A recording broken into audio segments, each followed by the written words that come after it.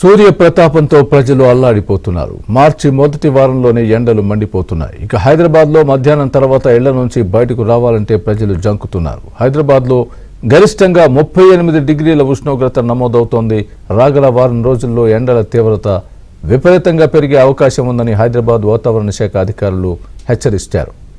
ఎండల తీవ్రతకు సంబంధించి మరింత సమాచారాన్ని మా ప్రతినిధి నుమాన్ అందిస్తారు. నుమాన్, తెలంగాణలో భానుడు ఉగ్ర రూపం దాలుస్తున్నాడు. గణనీయంగా ఉష్ణోగ్రతలు పెరగడంతో ఇప్పటికే ఇటు హైదరాబాద్ తో పాటు తెలంగాణ రాష్ట్ర వ్యాప్తంగా అన్ని జిల్లాల్లో కూడా వాతావరణ శాఖ ఎల్లో అలర్ట్ జారీ చేసినటువంటి పరిస్థితి. రాగల ఇంకో వారం రోజుల పాటు కూడా వడగాల్పుల తీవ్రతతో పాటు ఎండల తీవ్రత కూడా మరింత పెరిగేటటువంటి అవకాశం ఉంది. ఉష్ణోగ్రతలు కూడా సాధారణం కంటే కూడా దాదాపు 5 నుంచి 6 డిగ్రీల వరకు పెరిగేటటువంటి అవకాశం ఉందని కూడా ఇప్పటికే హైదరాబాద్ వాతావరణ శాఖ అధికారులు అలర్ట్ జారీ చేస్తున్నటువంటి పరిస్థితి.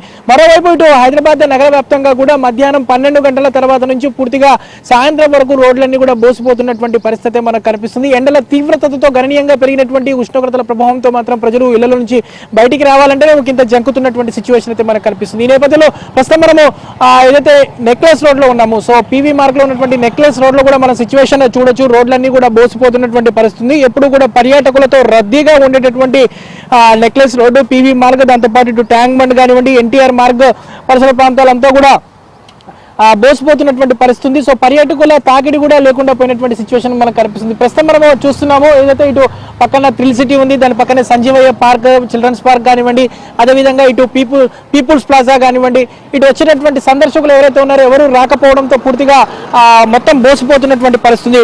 ఉదయం 9 గంటల నుంచే విపరీతమైనటువంటి ఎండ కొడుతుంది. సో మధ్యాహ్నము 11:30, 12 తర్వాత తీవ్రమైనటువంటి ఎండతో ప్రజలు కూడా ఇళ్ల నుంచి బయటికి రాలేనటువంటి పరిస్థితి అయితే మనకు కనిపిస్తుంది. మరోవైపు ఇటు హైదరాబాద్ తో పాటుగా ఇటు రంగారెడ్డి, మేడ్చల్, సంగారెడ్డి జిల్లాల్లో కూడా విపరీతంగా కరెంటు వినియోగం అయితే పెరిగిందని కూడా ఇప్పటికే ఇటు విద్యుత్ శాఖ ట్రాన్స్కో లెక్కలు కూడా చెప్తున్నటువంటి పరిస్థితి మనకు కనిపిస్తుంది. సో ఇటు హైదరాబాద్ లో ఏసీలు, దాంతోపాటు కూలర్లకు వాడకం కూడా విపరీతంగా పెరిగినటువంటి పరిస్థితి కూడా మనకు కనిపిస్తుంది. సో కనిష్టంగా చూసుకుంటే ఇటు హైదరాబాద్ లో 23 డిగ్రీల ఉష్ణోగ్రతలు నమోదవుతుంది.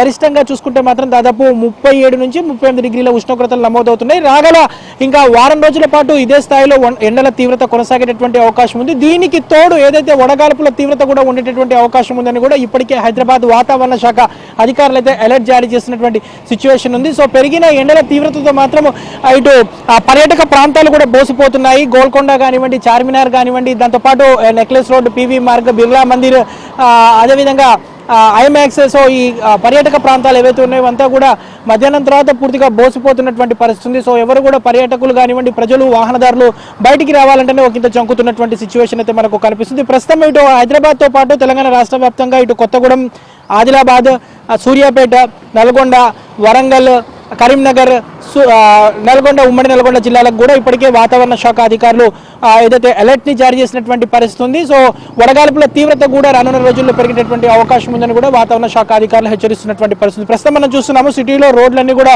బోసిపోతున్నటువంటి పరిస్థితి. సో రోడ్లు కూడా ఏ విధంగా నిర్మానుష్యంగా మారాయి, పర్యాటక ప్రాంతాల సిచ్యువేషన్ ఏ విధంగా ఉందనేది కూడా మనకి ఇక్కడ చూస్తే అర్థమవుతుంది. రాగల వారం రోజుల పాటు అంటే మార్చి మొదటి వారంలోనే ఇలాంటి పరిస్థితులు ఉంటాయి. ఇక ఏప్రిల్, మేలో ఎండల తీవ్రత ఏ విధంగా ఉంటుందో కూడా మనం ఒక్కసారి ఊహించుకోవచ్చు. సో గణనీయంగా పెరిగినటువంటి ఉష్ణోగ్రతలతో మాత్రం ప్రజలందరూ కూడా ఉక్కిరిబిక్కిరవుతున్నటువంటి పరిస్థితి. ముఖ్యంగా ఇటు హైదరాబాద్ నగర వ్యాప్తంగా కూడా మొత్తం కూడా పెరిగినటువంటి ఎండల తీవ్రత నేపథ్యంలో ఇటు మధ్యాహ్నం తర్వాత మాత్రం సిటీలోని రోడ్లన్నీ కూడా ఒకంత బోసిపోతున్నటువంటి పరిస్థితి కూడా మనకు కనిపిస్తుందని చెప్పొచ్చు. జర్నలిస్ట్ శ్యామ్తో, నుమాన్, ఆంధ్రజ్యోతి, పీపుల్స్ ప్లాజా.